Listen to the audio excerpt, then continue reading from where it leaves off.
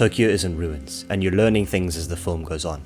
Much like the fast-paced intro to the movie, this is my intro to my review of Bubble. The anime uses some unique elements to its advantage. As mentioned before, the movie just kind of throws you in the deep end at first and shows off some pretty sweet animation, establishing the setting of the movie really quickly. As things progress, this unique, complex world is expanded into even more. Particularly, I thought the use of parkour on its own was really ambitious, but it just kind of makes sense in the film. Another unusual detail was in the art. They would switch between extra detailed shots and normal ones, usually when focusing on a character's face. It kind of breaks things a bit, and catches elements in a different way. I think I enjoyed the movie most for these creative implementations. You don't have to look very hard to tell that a lot of elements of the story were inspired.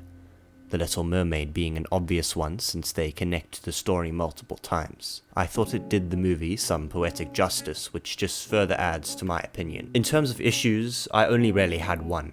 There was a lot of complexity set up and world building done. If you don't know what world building is, it's basically just detail about the world and lore. But all this complexity was almost left hanging in a way, like the other teams in the battlecore. They only serve to progress the plot. Now, I don't want to be overly critical and say that having competitive parkour is completely irrelevant, because that's a massive jump, and that would change the feel of the film if they were to remove it. It would just have been nice to see a bit more about why they battle each other, and perhaps to have learned a little bit more about the culture of the game. Having few details can add to the nuance of a film though.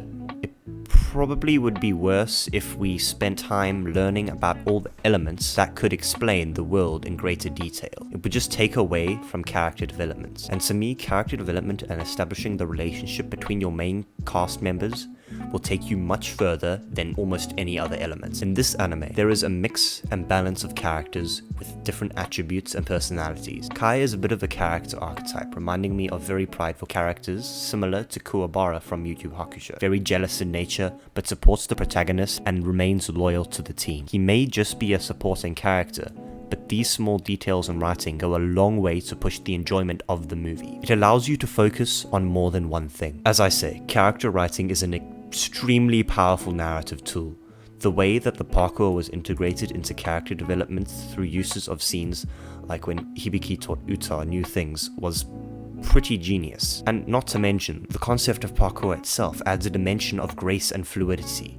It allows us to learn more about the characters through movement rather than just plain dialogue or other conventions. This form of expression is typically seen more in mediums like dance. Bear in mind, I haven't seen many dance anime and shows in general, other than a few episodes of maybe Yuri on Ice. But I can tell that this works incredibly effectively in progressing emotional development, especially when the characters are so closely written together, such as the example of Uta and Hibiki. It's like a fluent language that sets the film apart from other romantic anime films I have seen. It's really refreshing to see such a new coat of paint put on the genre. Now, that's to say, again, the movie wasn't without problems. It's not the greatest I've seen. However, the seamlessness of jumping and parkour breaks away just enough from what we're used to and becomes interesting. So, sit down, grab a friend, grab some popcorn, and give the movie a watch. That is my recommendation. Thanks for watching, and do the subscribes. I'll see you in the next one.